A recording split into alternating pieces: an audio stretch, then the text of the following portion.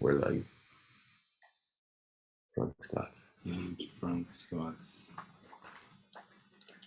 272 kg, 600 pound.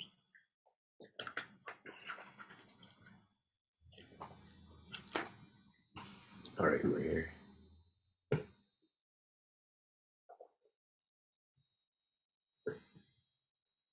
Welcome back to another Sika Strength live stream. Hopefully you can all hear us and see us okay. It would be great if you could just let us know if you can see us and hear us okay, because we're you'll notice our studio surroundings have changed slightly for the live stream. Oh, loud. So aggressive. Correct. Okay. Okay, the lads can hear us. Oh yeah, I love what the IWF website gives you, like a warning, you know, when it's loading. You know, when McAfee's like, oh yeah, this isn't safe. This is going to give you viruses. Okay. Are tight and tingly forearms a sign that grip strength must be improved? And if so, some recommendations for Olympic weightlifters, particularly as we obviously do a lot of gripping. Tight and tingly forearms, if it's in the clean, and like referring to the front rack in the clean, and your hands feeling very tight and your forearms kind of losing some circulation, may not necessarily be a grip strength thing. I think in the snatch, certainly, and if you have very good front rack mobility, like, then it is something you need to look into. Grip strength is very, very, very rarely an issue in weightlifting unless you have very small hands. If it is the case you do have small hands, you need to do specific stuff for it. I would start by making sure your hook grip is very, very good, like making sure you're not kind of crossing over your own hands with the hook grip, like making sure you're hook gripping correctly. Because a lot of the time we get people trying to wrap their thumb around the bar rather than the thumb going in the same direction as the bar, you know. The next thing I would say is I would do no general grip training, to be honest, because it almost never seems to carry over. If I was doing grip training, it might be like, as I'm doing my snatch pulls, as I'm doing my clean pulls, I would do them more slowly, or possibly with a hold at the knee and a hold at the mid-thigh position and a hold at the top of the pull. But I wouldn't look to do any kind of like captains of crush or any non-specific grip training, basically, because it doesn't seem to carry over as much. Gotta have a doozy of a video going up, so sorry lads, just literally uploading. Yeah, we're just sorting this out. Elective says, hope you're well. I was wondering about your seminar in EU weightlifting. What kind of content will be covered? So that's Edinburgh University's weightlifting club. We're holding a seminar there on the 15th of September. So what it's going to be mainly covering is weightlifting. We're going to talk about some technical aspects due to the fact that it's a bit of a shorter seminar. We're going to talk about snatch technique first and just really focusing on the key points, and then bring you and do some actual snatches with you, because I think you're going to get a lot more out of it that way. Then we won't bother taking a break. We'll just go straight back to the kind of lecture setting. We'll do about half an hour of clean and jerk technique theory, and then we'll go to the gym again, and we will do practical clean and jerks for another hour or so. What you ideally would come to the seminar is in kind of good shape, purely just so you can make the most of your lifts when you're there, and you can actually, like, we could see you lifting fairly well rather than fatigue really impacting your ability to lift weights.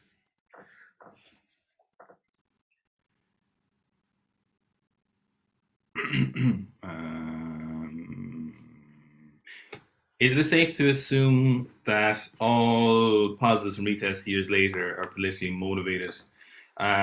It's a kind of an interesting question. There's probably a lot to that. So initially you will have retests will usually be done if there is an emergence of a new technique that WADA have good reason to believe that they will catch a lot of lifters. So if they know a compound to be prevalent, like they knew Turinabol and Winstrol were both prevalent in the use of weightlifting, for example, and other athletics. Athletics had a few retests as well, but that really flew under the radar. Yeah. For that, of course, then would be for political motivation. So retests usually are done initially if a new technique has been emerged, because even if the political will there is to go and catch someone, the actual ability to go catch them won't be there. So it will have to kind of coincide with the two of those. It'll need for both of them to be present. So they'll need the new technology to be there, but they'll also need someone's political will to be there. So WADA might do it of their own accord. WADA aren't really doing anything of their own accord most of the time. They are pretty well leashed by the IOC. Dick Pound famously said that they are an ineffective organization. One very interesting bit of information we have is someone let us know that a certain weightlifter at the Olympics who set some world records in a certain weight class, we might say the biggest weight class. The biggest, yeah. Was the only person not tested at the Olympics. And it came from a very, very reliable source. Now, that's incredible insurance against future retesting, because if there's no sample to be tested, you can't retest. A sample that doesn't exist. So the person who told us that was at the Olympics with somebody in that weight class. Yeah. And everybody else got tested. So it's not just like they randomly picked a few people. Yeah. And they very not randomly didn't pick someone. No wonder that person was snatching 220 kilos in the training hall. Oh, wow. What assurance that is against retest. That's such peace of mind. Yeah, such peace of mind. If they were taking something. Nicholas Larson, a regular streamer. Great to see you back, Nicholas. And he wants to know top 3 recommendations for weightlifting shoes at the moment. I think we're pretty much in agreement on this. Aren't we? Yeah, go for it. So the best shoe you can get, right, is a Nike 2. If you can get that in your size, it's off some website somewhere, like workout.eu. If you can get that in your size, they're the best shoes. They're number 1, right?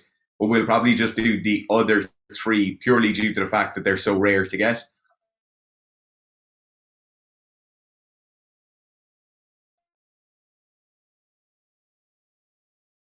I think the other 3 are going to be, and not necessarily in this order, probably Reebok Legacy 2. And then in there somewhere, we're going to have...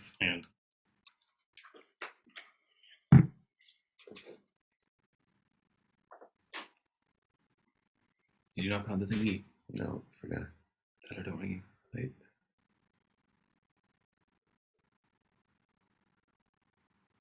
Okay, we're back now.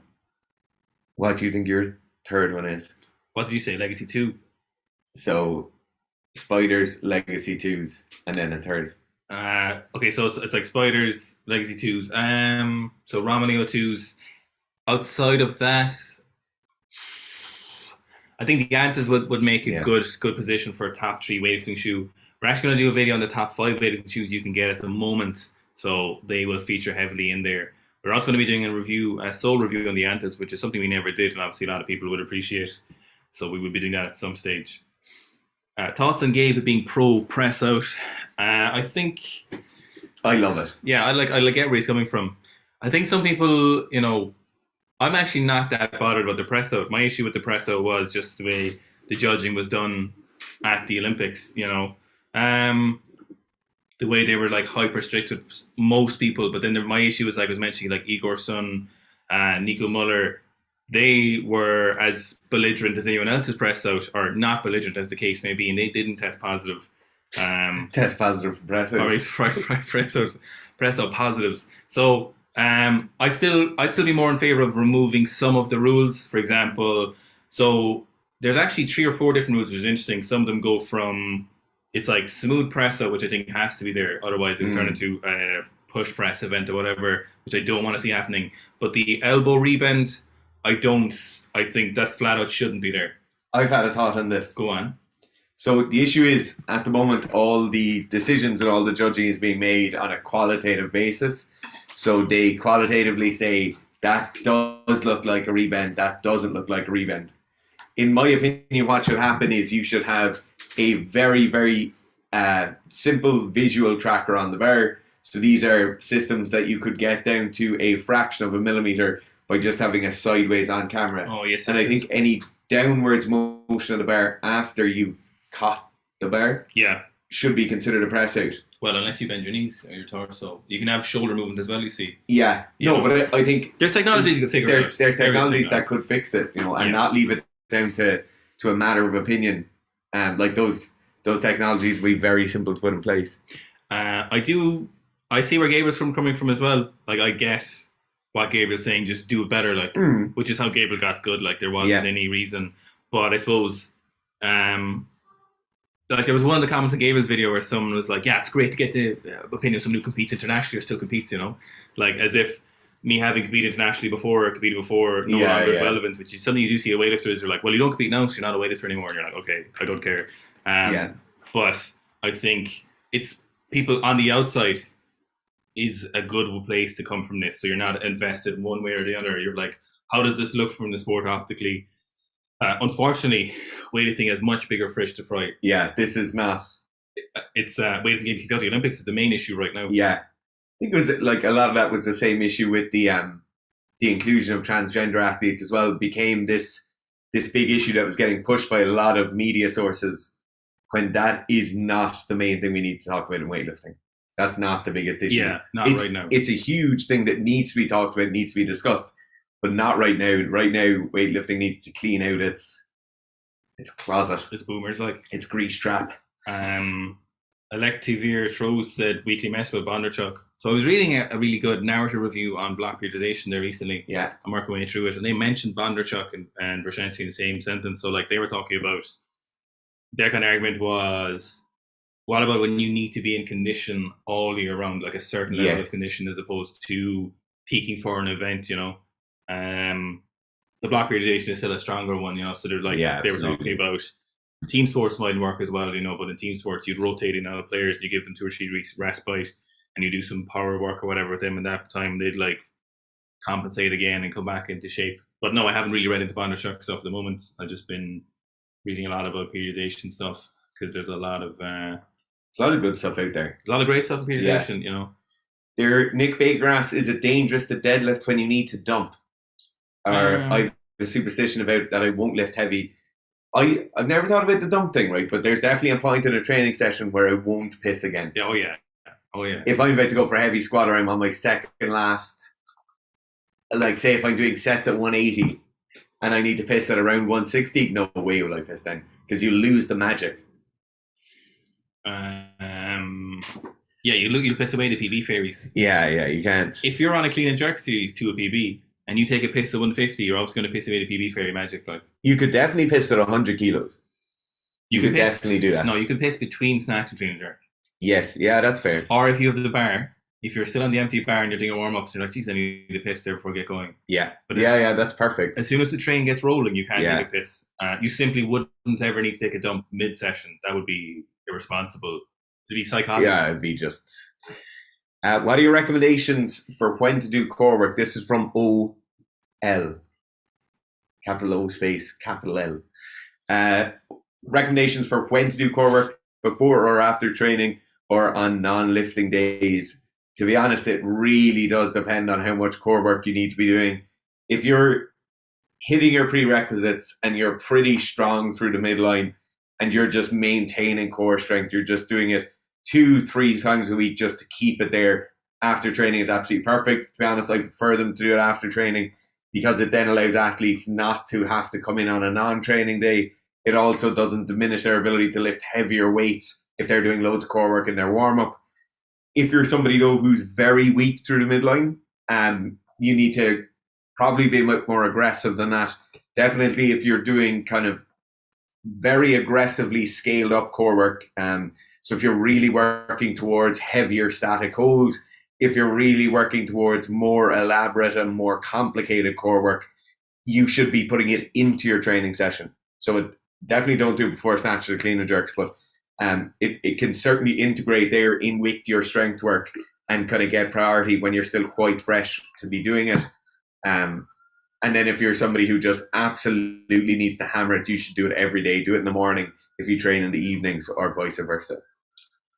Do you have to make hip contact to get the barbell up? So no, but it helps a little bit. So I would say if you think about this in your head, hip contact or thigh contact in the clean is maybe 20% of the lift, or like the momentum of a lift, for example. The ability to get the barbell to a certain height with all your modalities engaged and all your biomechanics would be 100%. Think about hip contact as something like 20%. So you should be able to get pretty close to your lifts, maybe a little bit more, like 30%. We're not talking about maxes, like just of the power you can produce. So it's very important, but it's not the most important aspects. Good pulling mechanics and pulling under an active lower and upper body, pushing against the ground, upper body pulling against the barbell are more important than hip contact. Now, hip contact is integral, but on its own, it does not make up for the rest of those things.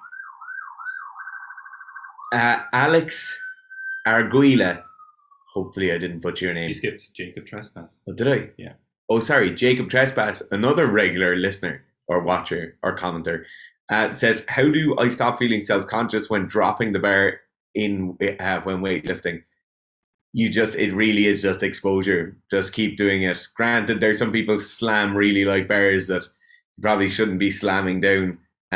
But to be honest, like depending on what gym you're training in, it might be more or less acceptable to be dropping bars really loudly. If it is an issue, make sure you have clips on the bars so the weights aren't rattling around on the ends as they're dropping and kind of continuing to drop. But you just need to keep doing it. Keep doing it until everyone thinks it's normal. Keep training at a certain amount where everyone's used to seeing you in there, and you'll be grand. Is success as a youth weightlifter less important? The same coaches make it seem. So I saw it was a statistic before where if you were not a junior world championship, your likelihood of being a senior world championship was something reduced by like 80%. Like the probability was in favor of you winning senior worlds if you were a junior world champion. Now this is a product of training peaked behavior essentially and talent rather than experience in the junior worlds. Doesn't mean you are not winning junior worlds, doesn't mean you can't win senior worlds. Usually what this meant would have been a scenario where lifters would start training at age 6, start taking performance enhancing drugs somewhere like the age of 15. They would have like maybe 14, 15 years under the belt by the time they win junior worlds, say when they're 19, for example. So they've several years of pretty intensive performance enhancing drugs. They've essentially reached their performance enhanced limit in terms of competition environment, maybe not training environment. So it's more a product of your kind of environment and, an athlete's talent, I suppose, and how soon they started weightlifting. So it's not necessarily that winning at that age is important.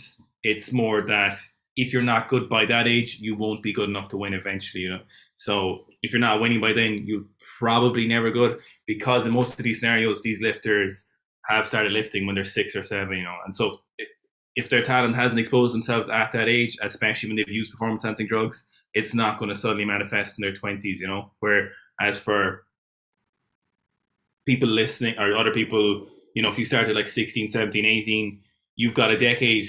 By the time you're 28, you've only gotten to where they are when they were 16. So you just got to put it in perspective. So for international coaches, if you're a lifter, from their point of view, is if your lifter isn't winning or isn't very good by the time he's 17 or 18, he's not going to be any good.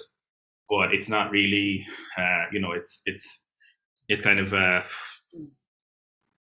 it's like, what would you call it? It's like, it's not because of, it's probably like in spite of. I think the other thing is that you have to understand that somebody's making their living off being a professional weightlifter. You have to make a very, very good case every Olympic cycle or every year, depending on how often your contract is renewed, that you're going to bring home a medal or you're going to bring home a certain level of performance. And it just so happens that, like, if you want to be a professional weightlifter when you're 20, you're probably not going to be able to prove that performance or make a good case for yourself without the inclusion of some sort of underage medal. So I think it really is.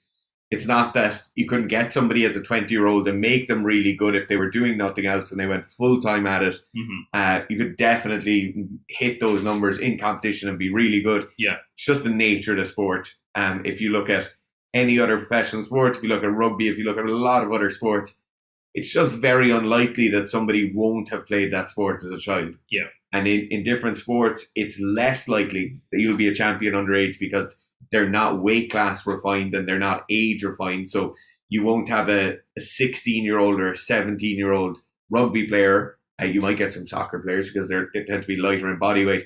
You won't get a 16 or 17-year-old American football player or rugby player doing the same level of performance, where like the level of performance is dictated by it's a gold, a silver, or bronze medal. In team sports, it would be by beating other teams, by getting onto senior teams. So the playing field is actually just a small bit more level for underage athletes in weightlifting to be compared across the entire spectrum. And you have large scale international competitions that helps with that as well. Yeah, so like in weightlifting, it's more if you haven't exposed your talent by the time you're 18, then your talent probably isn't there because it's been a decade or more at that stage for most of these lifters. So, and if it's been a decade or more with performance enhancing drugs, if you're not going to be a world champion or junior world champion by then realistically you're not going to be a world champion. And of course, like Fitz said, they're under pressure, and from an international coach's point of view, they've got to invest their time wisely. And so if you've got a 15-year-old snatching 150 and you've got a 20-year-old who's 10 kilos heavier snatching 150, I mean, it's not really, it's not in your interest to spend your time not on that younger, better athlete, So it's elite sport is unfair in genetics and stuff, but it is what it is. Lars Mongensen asks, what does Sika mean? This is a Sika stag, a Sika deer, the type of deer we have in Ireland. They taste very delicious. They're aggressive little fuckers. So that's what Sika means. That's where it came from. Sika strength came from Sika deer. Also, do you need to jump with your toes off the floor? Most cases, yes, your full foot should leave the floor. Now there's, some people like to talk about not moving their feet, kind of Chinese style. But a lot of these Chinese lifters do move their feet. In most scenarios, for most people outside of China, vast majority of people do better with a classic Soviet style technique where your feet do leave the floor. Long story short, I would say. Okay, Paul Rowley. He just says, lads, I don't know if you've answered this in previous Q&As, but is there a meaningful difference between hang snatches and cleans and those from blocks? And when do you program one over the other?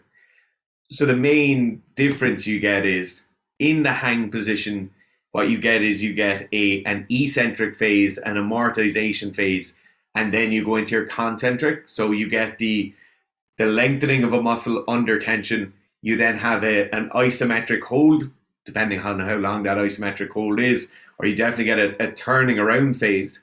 And then you have to make a really strong concentric on the way up. To be honest, I much prefer hang snatches and hang cleans over the block variations purely because they build strength better. So if you've looked at any of the strength research out there, strength happens in the eccentric phase far more than meaningful strength increase happen in a concentric phase. It'd be like if you always did squats from just like bottoms up squat and then you dropped it down to the bottom and you did bottoms up squat again, you'd get probably 30% of the training effect you'd get from doing the full squat, So that is one major advantage. One time when I do even consider the use of blocks is if I really have to manipulate someone's position and someone just isn't getting the position they should be at when the barbell is just below their knees or just above their knees. In that case, I like to use blocks because you can physically manipulate the person when they're in that position and get them to feel what that position is like. I'd never use them in a training cycle for a prolonged period because that's just not how we coach. We know people who use blocks fairly consistently and over the course of multiple years, they use them at certain points in their training. Miso is one very good example of that, of every time Miso is coming back into shape. So he might be in a prep phase and he's going into a competition phase. He will use block snatches and block cleans a lot. So he'll do them multiple times a week, 4 or 5 times a week, because it allows him to lift much heavier weights than if he was going from the floor. But to be honest, I prefer the hang variations for almost everyone. Eugene Poon wants to know how much is admission to the shed. Nobody's allowed in the shed. No.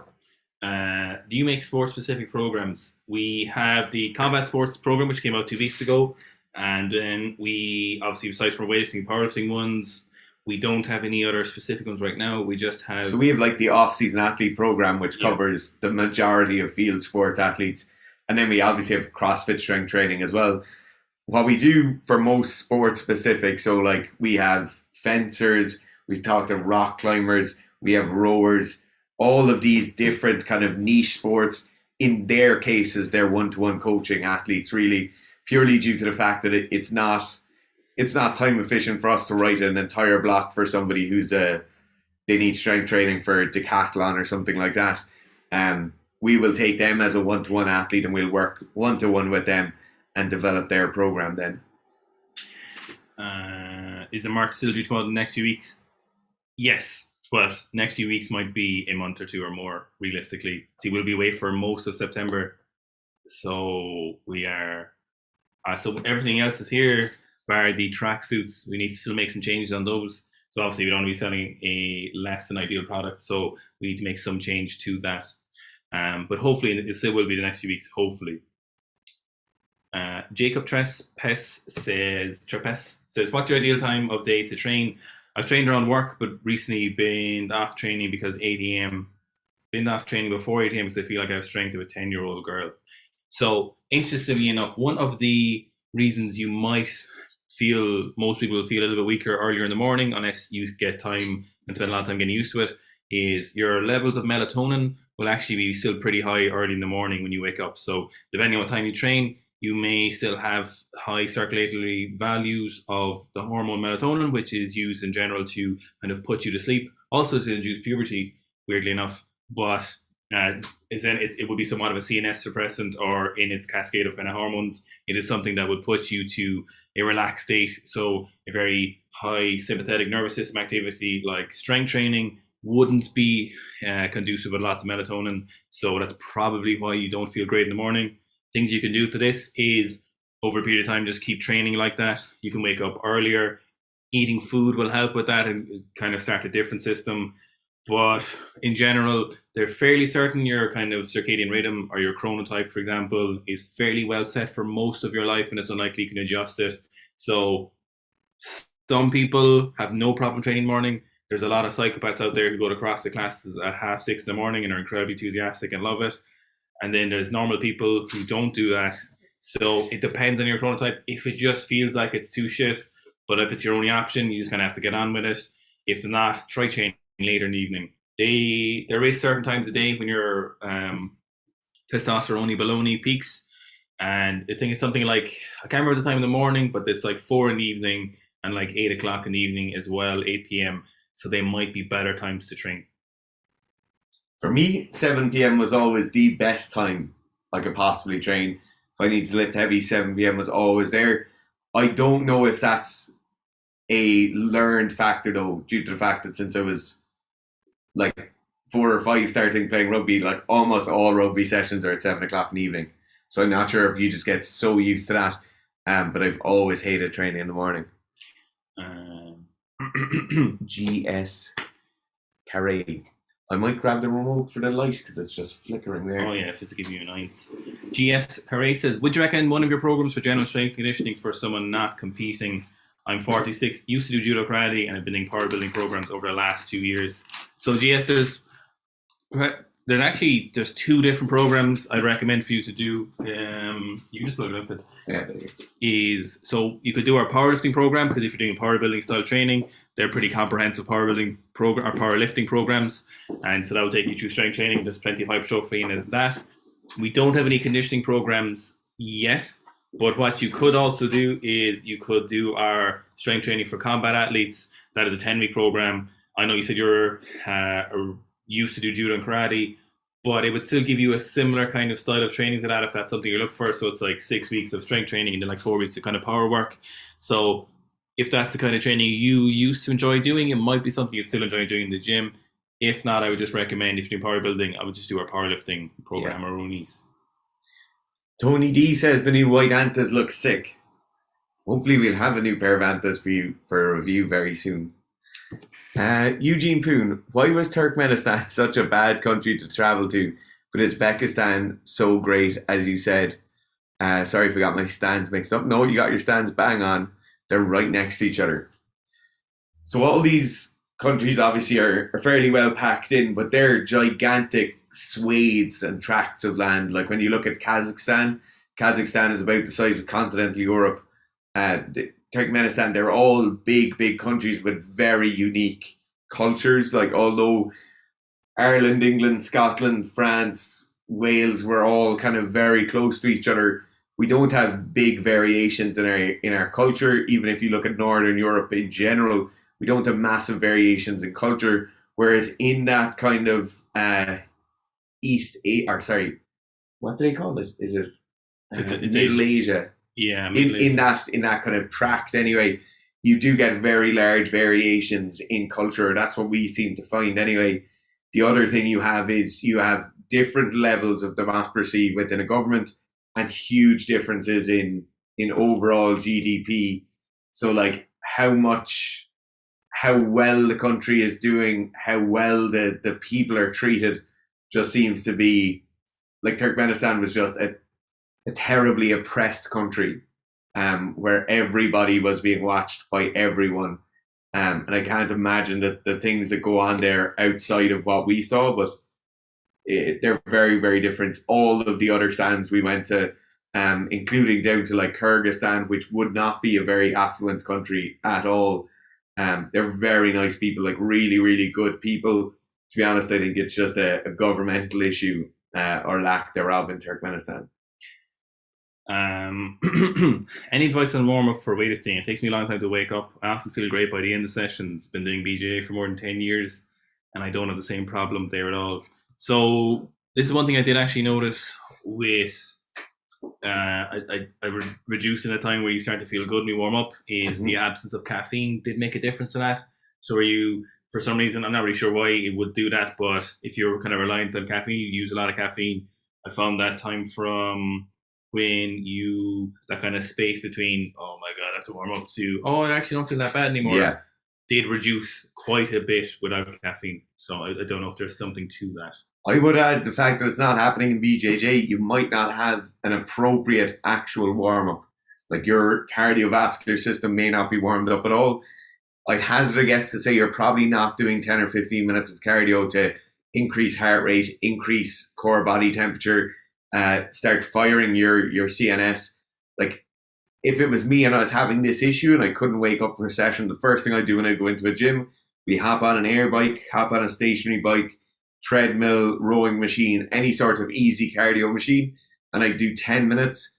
By the end of the 10 minutes, I would want to have a significantly increased heart rate, and I'd want to be out of breath to the point of not having a conversation with someone. I would try that for a week and see how you get on. I think that might do it. I assume in BJJ you'll probably have a fairly consistent group warm-up. Where are we? No, Jonathan's weightlifting, he's one of mine, but he's just... Okay. Yeah. He still does BJJ a bit, but...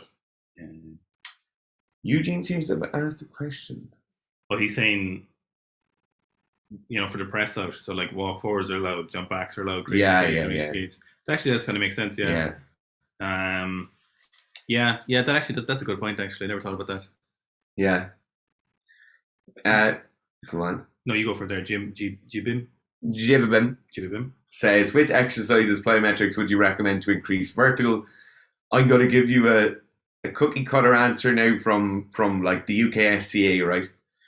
You need to hit a prerequisite with your strength work. To be honest, I would be looking for a prerequisite of somewhere between 1.5 and 2 times body weight, always erring on the side of 2 times body weight for an athlete. That's the first thing. You need to be actually strong enough to be able to handle plyometric exercises. The next thing will be, you obviously cannot hold on to extra weight. So if you're 20% body fat and you want a better vertical, a really easy way of getting better vertical would be dropping down to 16, 17% body fat, losing those few kilos, and then you'll automatically, just through physics, be able to jump higher because you're moving less weight.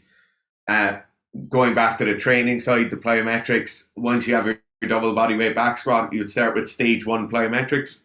Stage 1 plyometrics are standing in one spot, jumping about a meter forward, landing on 2 feet as quietly as you can, and then you would progress all the way through from that to jumping and landing on one leg, that to jumping, landing and rebounding. Then you would go on to more and more elaborate and more high intensity plyometric work. But ensure you have the prerequisites first. Americans we have. There is, I think there was there, remember that little graph, the little infograph on Vershanti's website? Yes. That was quite good. Oh, here it is. I might just send a link to that. Oh my God, Vershanti's website is not secure. Yeah. Owen's going to put a comment in underneath yours there, and you should see a pretty good level of what you'd expect for for starting plyometric work. OL says, I do 5 or 6 minutes of cycling before training, so 30-ish minutes of cardio per week.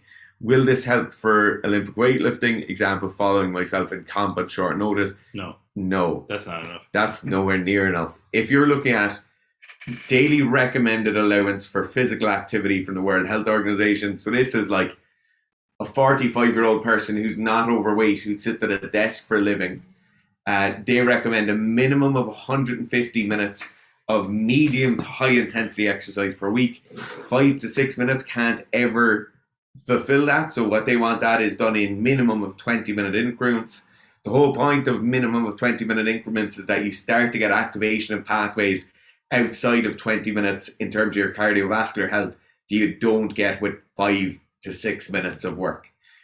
So it's, you need to be doing much work more than that. If you're looking for 150 minutes, that's half an hour every day, Monday through Friday, and then taking Saturday and Sunday off. But no, that probably won't be enough to affect your ability to be healthy, and it certainly won't affect your competition, like following yourself soon after.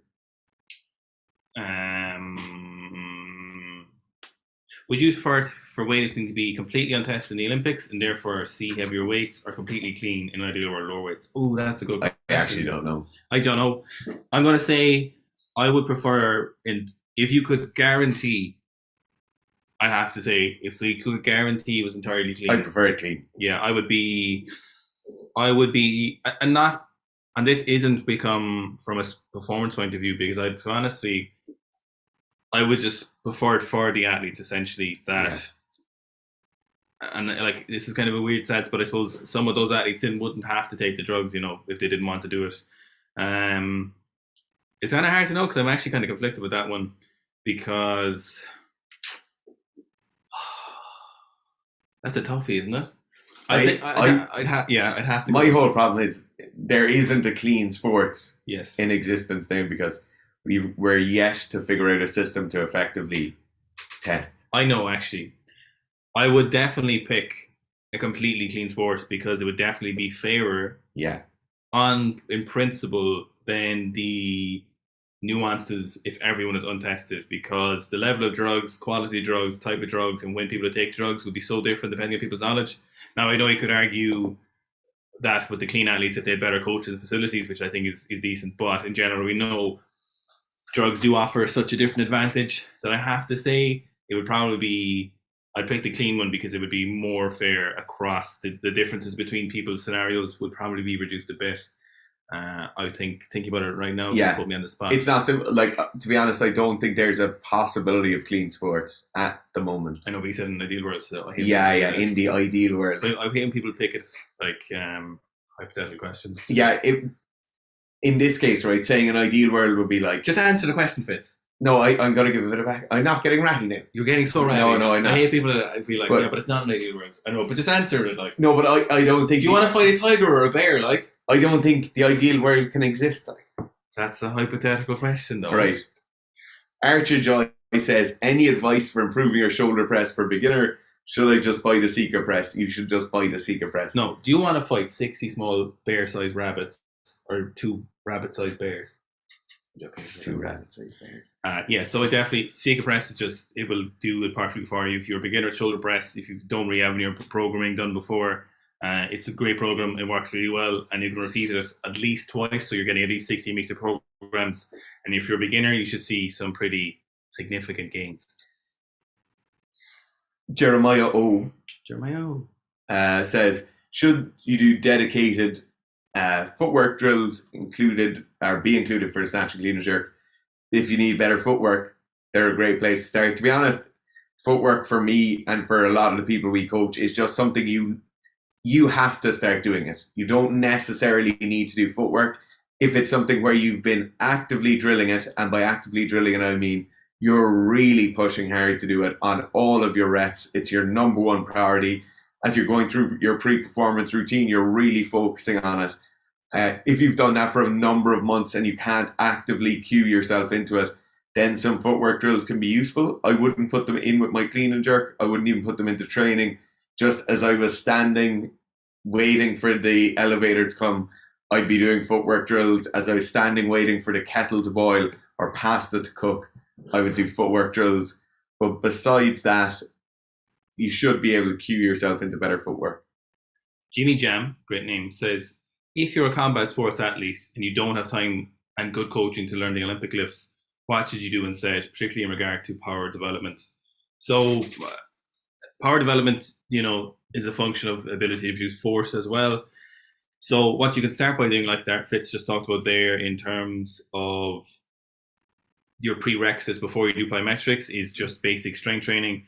Most combat athletes are very weak in terms of basic strength training movements. So where you can start is you can get a good comprehensive strength base. You're doing things like just deadlifts, RDLs, presses, pull-ups, benching, squatting, different kinds of squats. You just get a really good masterful area of those. And then when you're practicing your sport, whatever the combat sport you're doing is, you will, if you're practicing this with intention, you're practicing this with speed, you will eventually get to a point where you can produce more speed with those. So you will bring yourself to a certain point from there. Now, after that, then, if you want to get beyond that power development, you'll have to start doing dedicated power training or plyometric training. So you will need to start doing some higher velocity movements in the gym aside from your combat sports stuff. So what you can do, like Fitz talking about it, is run through those steps of kind of plyometric stuff, but some of the stuff you'll be looking at is just basic jumping. You could look at trap bar. Deadlifts are quite good with a little bit of weight, so we're talking like 20-30% of your body weight with those jumps if you need them. Mostly unweighted jumps would be perfect. Some broad jumps will work very well. For combat sports athletes, if you really want to, you could be doing a little bit of like clapping push-ups and stuff. Upper body plyometrics is a different kind of thing, a different kettle of fish. Yeah. To lower body stuff, I wouldn't really be looking at that kind of thing, but mostly be looking at like lower body plyometrics.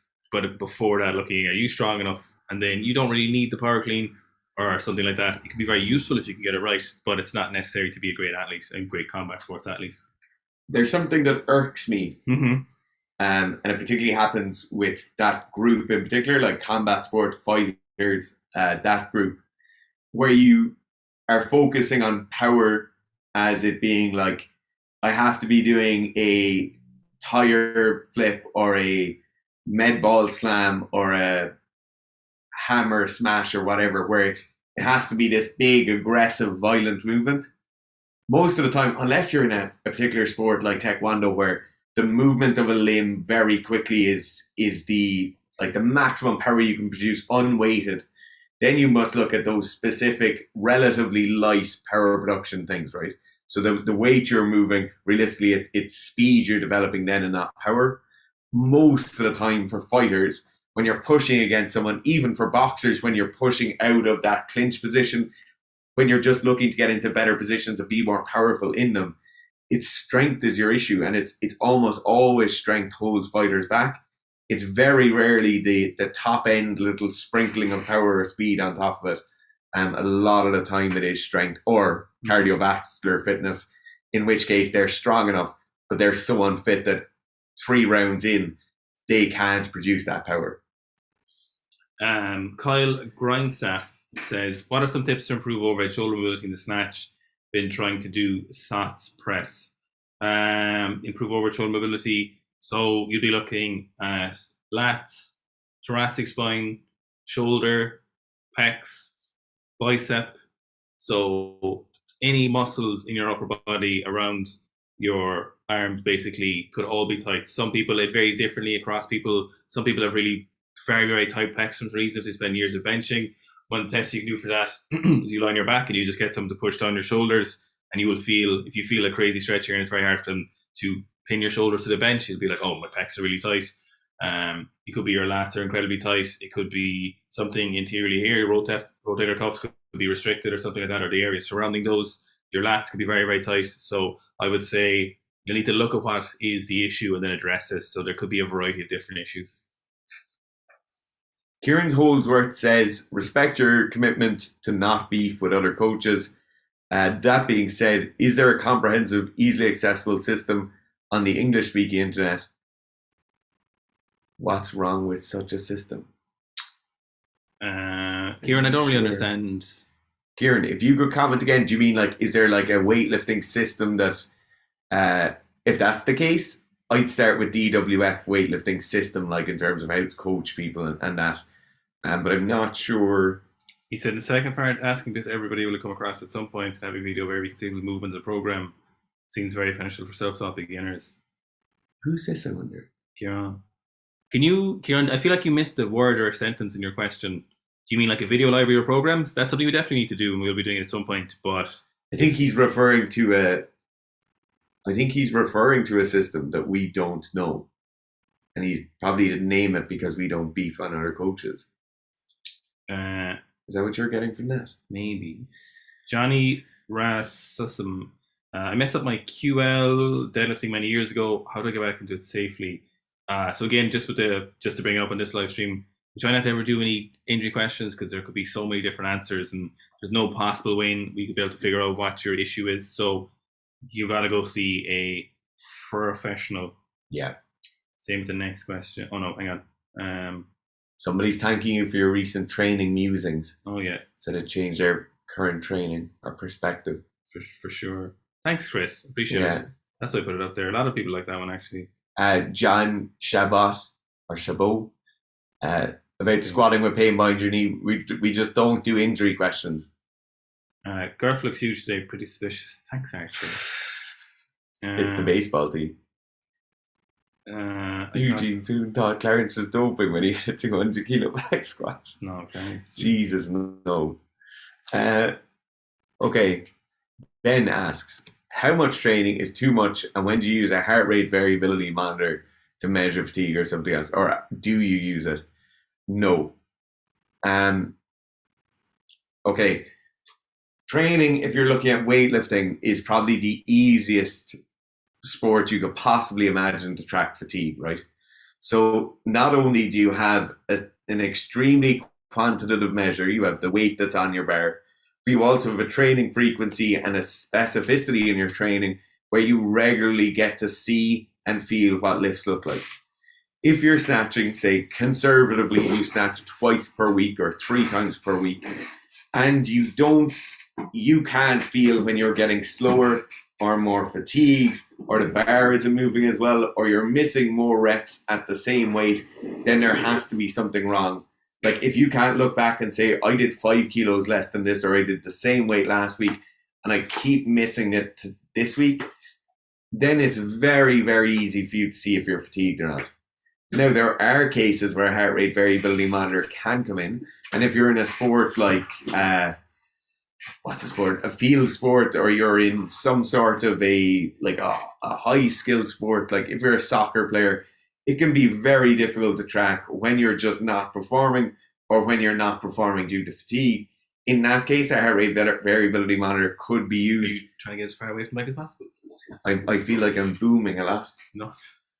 But it picks you up because it strains for it. So maybe I look huge now that I've come forward. But in that case, a heart rate variability monitor could be used.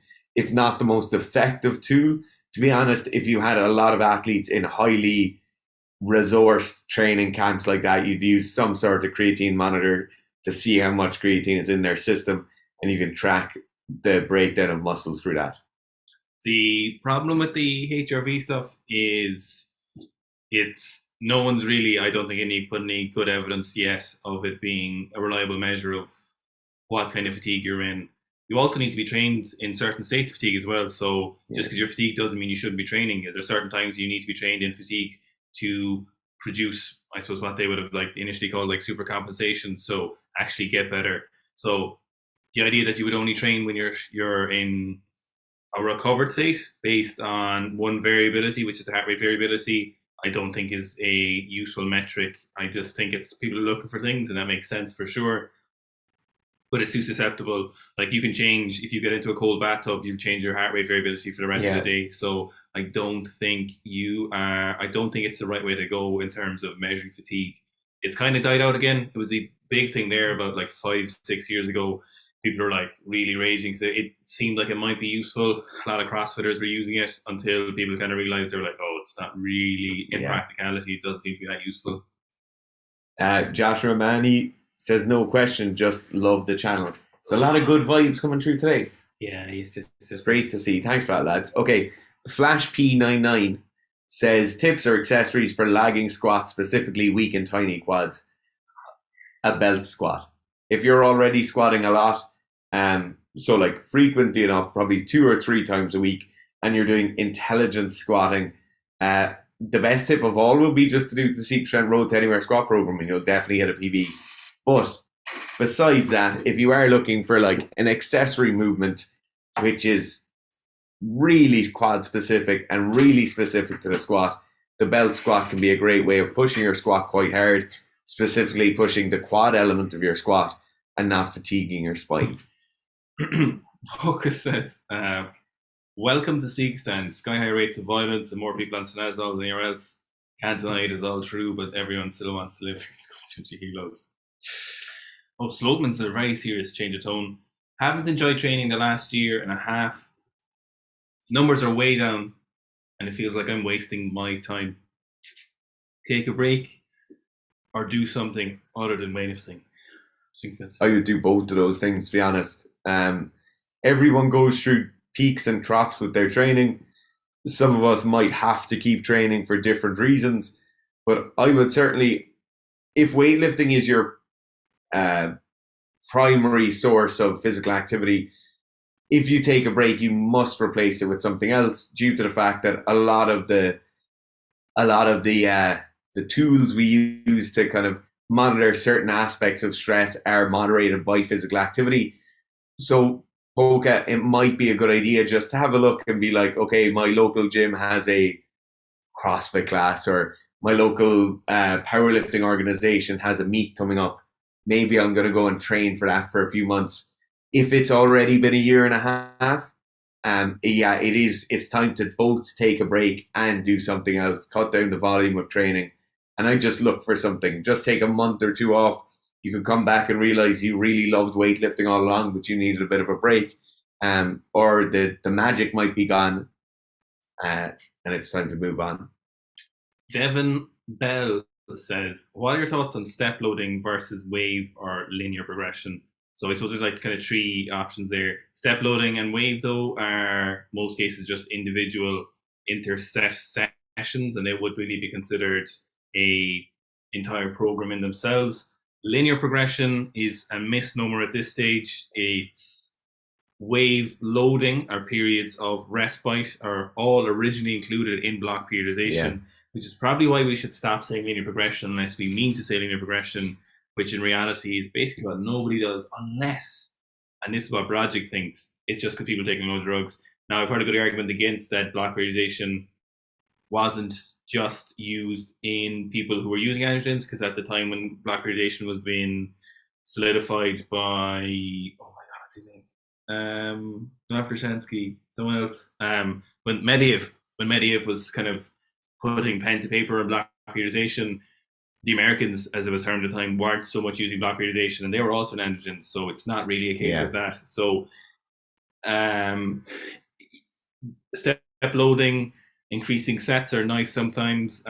Wave sets can be useful sometimes. Linear progression isn't really a thing in reality.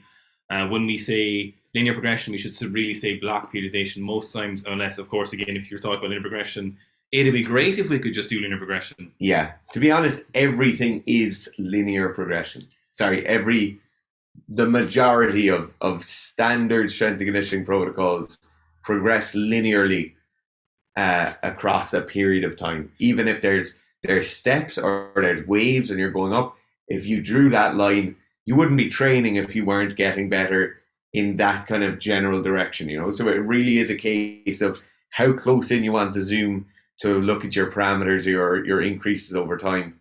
Yeah, that's like the problem in linear and stuff is language is there's kind of nuance in regards to that.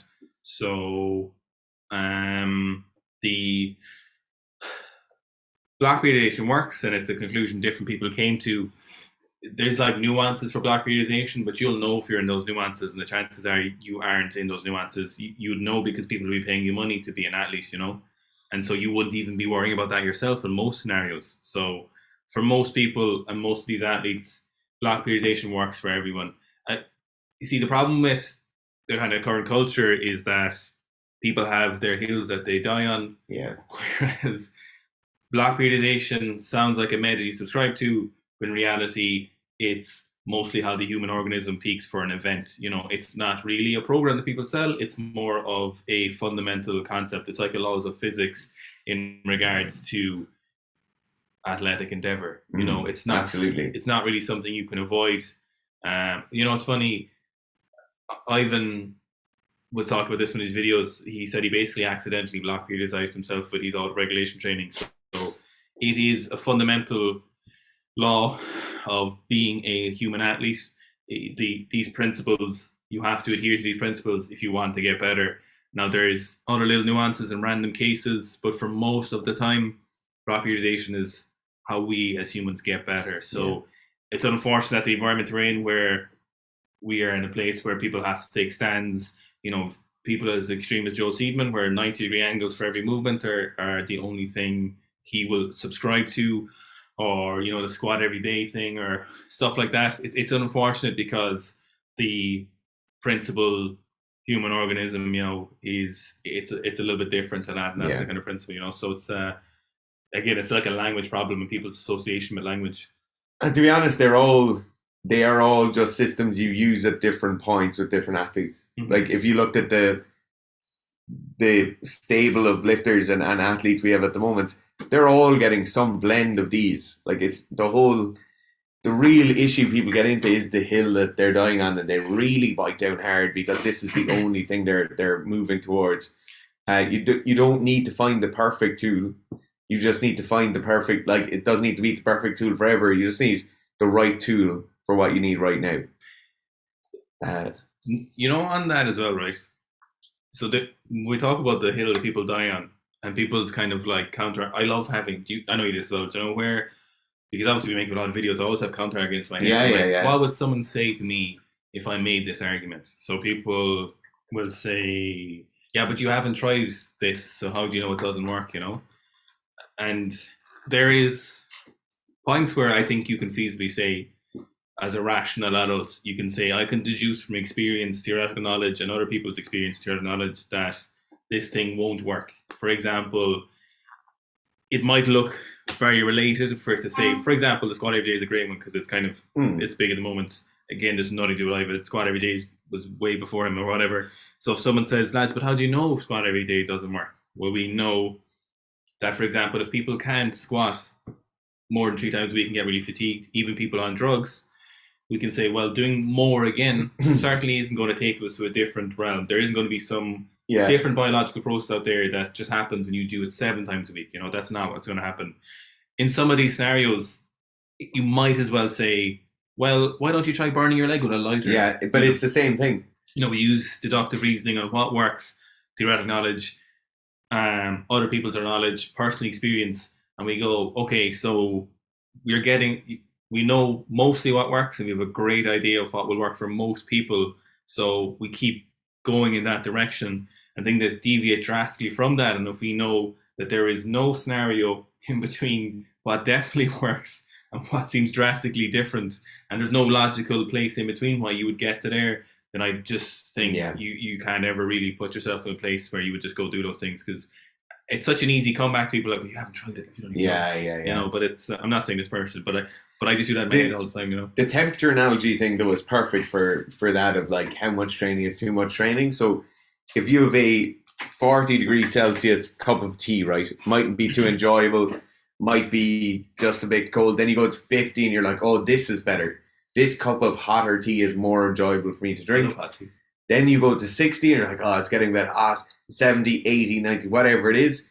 You don't go from burning your mouth with a 90-degree cup of tea to then saying, oh no, something's going to happen at 100 degrees now and I'll be able to keep going, You don't ride the lightning with volume and training where you can just keep going just because you've hit this magical point. It really doesn't work that way. Yeah. Plug in, Mike. So it's, and again, I'm not talking to the people here in this particular live stream and just saying, no, not at all. People who, it's funny, we get comments, right? The doping ones are a good example of that, where people are so far removed from what actually happens when they make these things to you. You're like, Jesus, how do I give you 10 years of what I know to be true?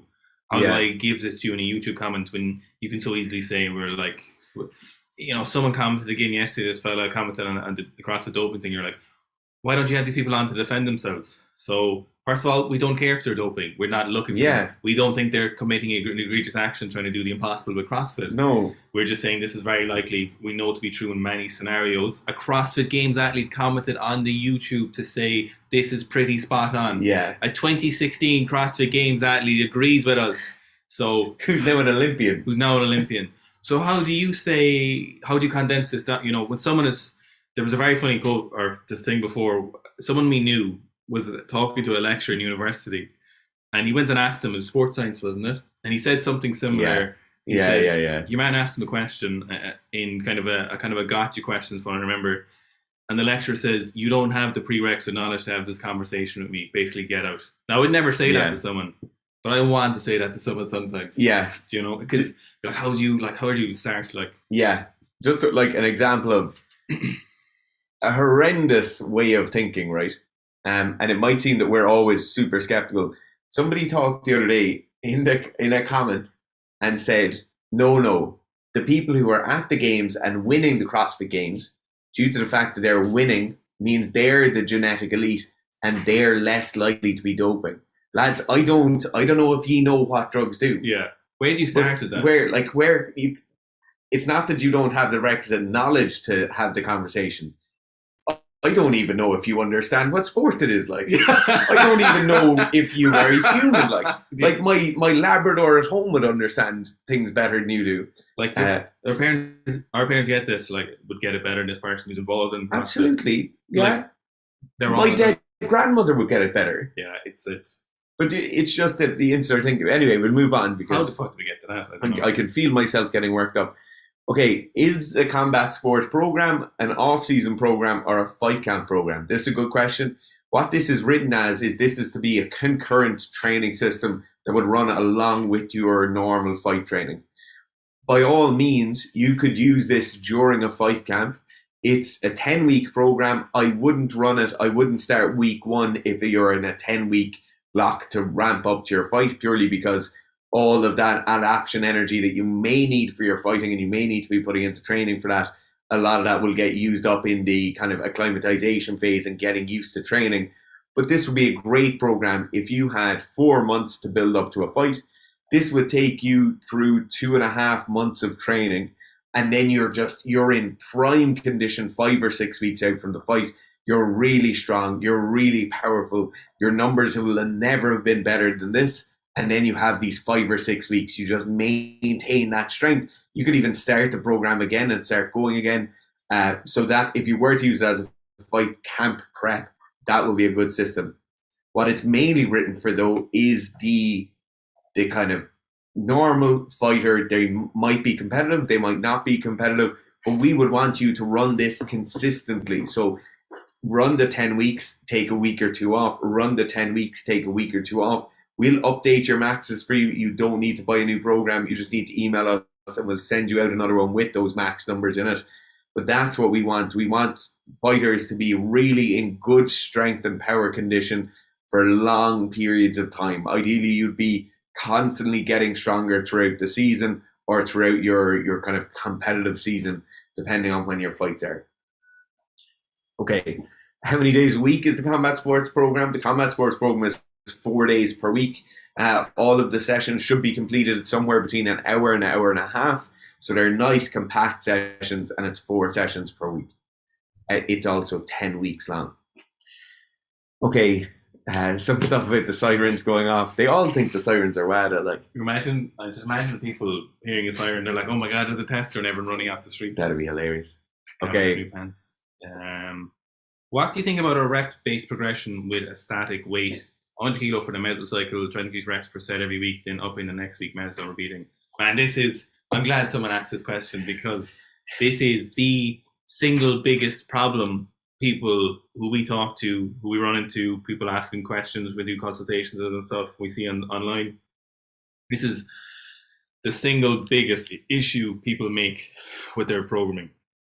It's honestly the number one mistake. And so many people, it's so strange how people make the mistake of this. are very, very similar to this. So people will be like, okay, I'm going to do 5x5 is like a good workout, and I'm going to do 5x5. And then on this, only going to do 5. only 5x5. And then on the second day, I'll do something like 6x3, and I'll just repeat this for 8 weeks. And this comes back to the thing we're just talking about with like block periodization and stuff, where the biggest mistake people make with their programming is not moving through a series of things. So every previous week should be supporting your following week, and you should be moving through these each pretty progressively. You should always have a destination, a start point, and then a very progressive journey in between there, where each week is loading appropriately, increasing load, and the previous week is supporting that with thoughtful and experienced programming from that. Too often, people want to kind of make it more simple and kind of condense it down and just do the simple repeatable workout, which will work for you in the first 6 months when you're just randomly training, you're a beginner. But for most people, then we need to be doing something a little bit more nuanced, and this is this kind of thing. If your goal of training, John, was to get better at squatting 100 kilos, then this would make some sense, but even then it would still make more sense just get a bigger 1RM. Yeah. But if you want to get very good at doing workouts with 100 kilos, this will work great for you. But if that's not your goal, and I assume it's not, and I assume your goal is to get a better 1RM, then this isn't the thing that's going to work. You need to be progressing through things. You don't ever stagnate your adaptation, basically. Keroro. Keroro. Keroro. It's K, not T. Yeah. Jesus. Keroro takeout. Hopefully we nail that. I think I nailed that. I feel like you did. Opinions on trap bar deadlift versus conventional deadlift for general strength training, and then about straps versus mixed grip. Trap bar deadlift for general strength training aren't it. They're not as applicable. They're not the same tool that a conventional deadlift is. And this is when you look at the utilization of deadlifts alongside squats to make people stronger. What you have in a deadlift is you have a very, very strong bipedal movement that is predominantly posterior chain based. What you get with a squat is, depending on the style of squat, but most of the time with a moderately mid-bar back squat where you're going deep enough, is you have a very strong bipedal exercise that's very focused on the anterior, but there's a good mix of anterior and posterior. When we omit the conventional deadlift and we include a trap bar deadlift instead, we're essentially doing one squat followed by another squat, and we don't get the training stimulus we need through the CNS or through the spinal column or through your posterior chain. Now, trap bars definitely do have their place. They have their place in athlete populations who might only get to train once or twice per week in a gym. They might only get to train once or twice heavy per week, so getting that actual strong load bipedally. In that case, it's good because it mixes both. It gets both done. It's not an ideal case, but you'll maintain some amount of strength in your midline, in your lower extremities, and it's an okay tool, but it's lukewarm. It's not the same thing as the conventional deadlift. It won't make you as strong as the conventional deadlift. I think when I might have been in 4th year in college, I went from never having done a conventional deadlift. I went into a lab to take place in a master's study and pulled 283. And I pulled 283 with like a 200 kilo back squat, so it really isn't the same exercise that a deadlift is. What about straps versus mixed grip at higher percentages? If you're looking for general strength training, I would just use straps. Stuff goes on with mixed grip that people tend to favor one side. They'll tend to twist with the bar a small bit. There's just more complications there. If you're just going to the gym to get generally stronger, just use straps. Okay, up next, Garth, what do you think of a 400 kilo total from a young bloat lord? Who's that now? Tom. Is that a natty 400? Firstly, we don't care if it's natty or not. It's still just a total. You happy with that for my change plates? Absolutely, yeah. So, is that a powerlifting total or a weightlifting total? Your man Grizzly thingy is the bloat lord, though, isn't he? So I'm not. Like, is it possible to? Let's pretend it's weightlifting, just because I think that, like, do I think it's possible to total 400 kilos? No. What do you think of it? I assume this guy has a 400 kilo total, and he wants us to know if it's good or not. I don't know what it is. If it's I'm so confused. Tom, fucking amazing. Tom, more context, please. If it's a weightlifting total, then it's fucking unbelievable. Yeah. But if it's if it's like a powerlifting total, then that's fucking Yeah. That's shocking. But like, Okay, here we go. Jack Donnelly, how often should I squat, bench, and deadlift if I want to bring up all three lifts at once? Depending on how close you are to competition, Jack, these are going to change fairly significantly. You should be squatting about 2 times a week. You should probably deadlift about once per week, even though depending on different distance from competition, it may be every 10 days. And then your bench volume, so the amount, or bench frequency, sorry, that can go all the way from at least 2 or 3 times benching a week, all the way through to 5 or possibly more bench press sessions a week. Bench press works incredibly well when we increase frequency. So it's a really unique case, but it is not just this once-off thing. It works repeatedly. It works for a lot of bench pressers, but that's it. Squat twice a week, deadlift once a week, bench press 3 times a week, let's say. that's not bad. 246 for one No. and a half, 2.5. No, 1.5, 2.5, and 5. Nah, that's sweet. Rubber That's very covered good. ones. Yeah, the friction plates. I won't be exploding my ears, but Jesus, metal change Oh, plates. so aggressively. So fucking loud. Yeah. I actually am like, It's those pitches as well, like. it's something about the pitch of those. Okay. So next we are. How often? Okay. Oh yeah, Matt actually answered the question for us. Matt says thanks for doing these. Thanks for watching, Matt. Yeah, thank you. Very regular contributor. Oh, could you not call your combat sport program Sika Strength for Trained Killers? Oh my god. John, we missed a doozy. John, we missed a doozy. John, where were you 3 weeks ago? Kazakhstan is big, Matt, but Russia is fucking big. Oh yeah, Russia. Russia takes the biscuit on how Yeah. big countries are. Russia shouldn't be that big. No country should be that big. Do you know a very interesting thing about Russia? Go on. So do you know why they're that big, right? So obviously, as we've seen, there is no Yeah. fucking landmass to no natural borders, no Yes. natural defenses along there. So what the empire did was just like they go a lot. So they're obviously that's like a quarter of the earth or a third of the earth. So it's like loads of different cultures are there. Yeah. So they just come along and be like, "Do you want to be in the Russian Empire? We don't want anything from you. You keep your language. You don't have to pay tax or anything. But you just want to be in the Russian Empire. We'll protect you if there's a war." They'd be like, "All right," because they've been invaded so much by Huns and Mongolians and stuff. They were like, "Okay." So then they just keep moving further east until they got to the sea, and just everyone would be like, "All right." Yeah, okay. And then that's how we got the Russian border. Jeez, that's mad. Crazy. Okay, Matt, just on the point of the benching 3 to 5 times a week seems a lot, right?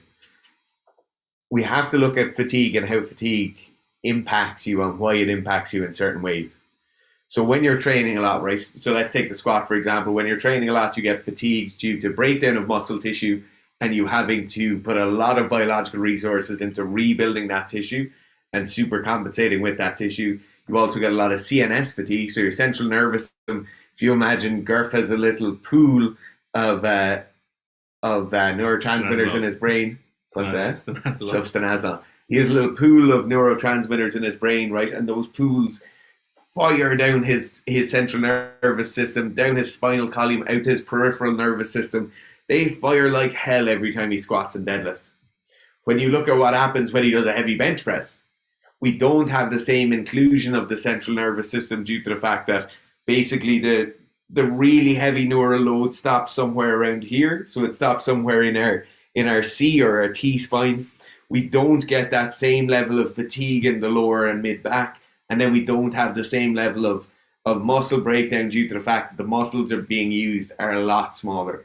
So biologically, the load you have for recovery on those, although those muscles might get fatigued an awful lot quicker and won't be able to lift the same weight, the biological load is a lot lower for the recovery. Someone said, what question was that? No, just when they were talking about 3 to 5 times seems a lot. Oh, right, okay. Tajikistan. Okay, funny story about Tajikistan is we were going to go there, but then there was a terrorist attack the day before. So we'd been in Turkmenistan, and we'd no internet and no access to the outside world. And unbeknownst to us, there'd been a terrorist attack on some Europeans and Americans, and they'd like drove over them and stabbed some of them from ISIS at the time. ISIS were obviously at the height of their power. And so myself and Fitz were like, we probably shouldn't go there because any of the female relations in our life are going to kill us if we make it back alive. They were texting us, and we got a load of texts being like, "Are you in Tajikistan? Are you going there?" So we were like, probably shouldn't go. And then our co-pilot Todd was like, "Pussies, you better go." Yeah. We're like, "No, Todd, this isn't being a pussy. Like, this is just a smart decision." We also hadn't had any mobile phones for the last week or something. Yeah, so for a long time we hadn't been in contact with anyone. And then we turn on our phones and we have like texts, WhatsApps, emails, all being like, "Oh my God, are you in Tajikistan?" Or yeah, Tajikistan. Yeah. They were like, "Are you going there?" Yeah, so we just didn't go. We hung out in Uzbekistan. We drank fermented goat's milk, which is alcoholic milk in Uzbekistan, and it was powerful. Powerful. Uzbek people aren't really free. They have a weird dictatorship going on, but they do. They're very nice people, and it's a great country. Food is unbelievable in Uzbekistan as well. It's much more westernized, and not the fact that like not being westernized is good or bad, but it really was a lot easier to exist in Uzbekistan for us. Christian Ash says, "I'm a tall lifter, approximately 2 millimeters, and I am wanting the optimal angle for my pull and the clean. I feel stronger when I'm over the bar. That's just a function of you being taller. Unless you're a giant torso, you probably have long legs. So it just makes it a little bit easier for you to be in this kind of position. So obviously, my little leggies are quite short, thank God for lifting. Whereas for you, your legs are obviously quite long, so you need to be further forward with your torso. So it just makes sense. And if that works for you, make sure your back is strong, but also make sure your legs are strong. And it is chupapi." Okay. We better start picking a few questions. Okay, so we're at that time again where this camera angle is so much better for doing the live demonstrations. The demos, like the demos. So we're just going to randomly pick a few questions. What's long, Owen's leg or Dara's arm? Your arms are obnoxiously long. No, they are long. To be honest, it's my hand length makes up an incredible amount of length in my arms. Okay. New mic is good. Oh, there's a good question there from Daniel Howard. But he said, "Is there any general prehab stuff most people should be doing?" And we pushed for Aaron from Scott University to give us an answer for this, but he couldn't really, because obviously he knows there's no general thing. But you should be doing some prehab. The longer you train, you'll just end up having to do some prehab. Yeah. My advice for you is do your rehab until it's your prehab, and then just keep doing it forever. Make sure whatever rehab you had to do for an injury, just keep doing that for such a long time until you've forgotten what the injury was.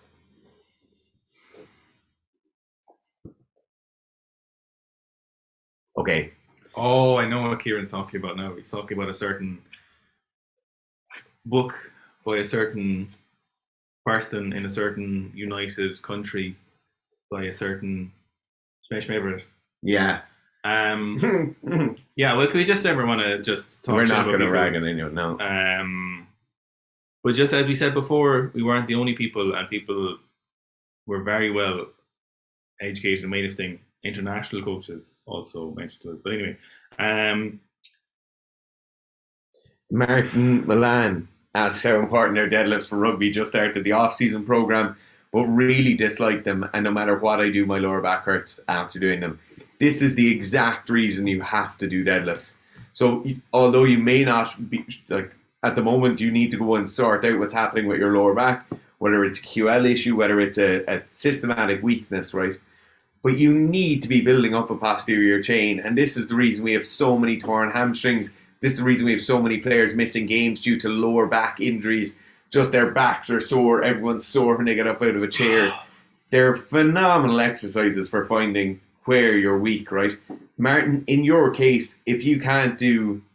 Okay, I'm not even going to say, but if you can't deadlift moderate weights and you're a rugby player, there's absolutely no way you should be running into somebody and trying to tackle them or scrummaging or rocking out, right?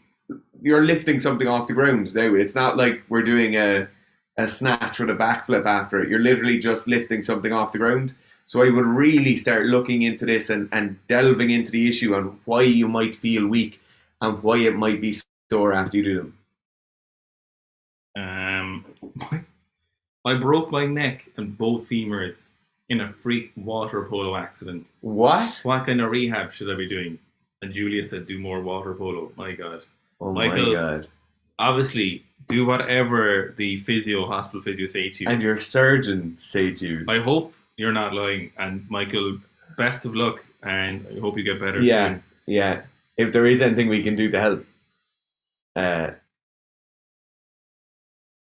you explain why your squat program is the one to do as opposed to the multiple other well-designed programs out there? Thanks, really enjoy listening to your channel. It's because all the other programs are crap and none of them will work and only our one will work. No, like TY Snipes, our squat program is just something now we've had. You're well over 2,000 people run this program. We have a huge amount of people. It's been constantly checked. It's been constantly kind of examined by people, run it time and time again. The other thing is all squat programs will work. You know, like we're not going to sit here and tell you that whatever program you choose won't work. I think there's some distinct advantages to ours in the fact that you're going to really aggressively chase an URM for 8 weeks and you'll put kilos onto your 1RM. Then also you'll maintain it afterwards. So you get the maintenance program for free with the Road to Anywhere squat program. You can run it multiple times. Like you're not going to be able to run, I won't even name, but you're not going to be able to run a lot of squat programs a few times in a row. Ours, you have 16 weeks of programming. You take a week off and go again, and you can run this ad nauseum. Like the Smash and Smash program? The like, Smash and Smash, or Smash Have. Smash Have. Oh, yeah, Smash Have. Schmalaf, sorry, you done it. You'll have to start Tall Off, like. Or Shmiko, like. Shmara Shmiko's program. Yeah. Or what's the other one? There's another one, S. Is it Shogun or what's the other one? There's another one as well. There's like, it's a really high frequency one as well. What's it called? I don't know. You definitely know it. If someone knows, let me know. Chris just has a question here, and this is probably the last one. Notice the Back to Weightlifting program. It has 12 to 18 minutes of stretching sessions programmed. Is that something that are in the normal blocks? No, it's not. It's there because you have to do it in the return. And we would expect people to be doing their mobility work all the time. As they're warming up, as they're finishing sessions, they should be chasing those kind of lacking ranges of motion. They should be fighting those fires as they come up. But no, they're there for the beginner program and not the standard blocks. I need to answer Jake's one there. So Jake said, bought your squat masterclass. Anyone, if you're wondering about back squat stuff, go to the University of Sika. I'll post a link there real quick before you finish. Yeah. And go buy the back squat masterclass, because there's nearly 2 hours of us talking about just back squat programming mechanics. And in it, we talk about a very basic program that anyone could run. And Jake wants to know, what kind of percentage would you start off with? Start off with 70%. So if you're a 180 kilo squatter, we're looking at like 120, 25 kilos. So very, very, very, very, very light. And then you just go whoop, whoop, whoop, until you get your BB. Yeah. You know, so start off super light, Jake. Very, very, very light. You can never off. But you have to make the noise. Okay, lads. Thanks for watching. Thanks, guys. This will be unlisted until tomorrow because we've another video going up at 5:30 and we don't want to ruin the algorithm. You gotta keep the algorithm. You gotta keep the algorithm happy, like. Hell yeah.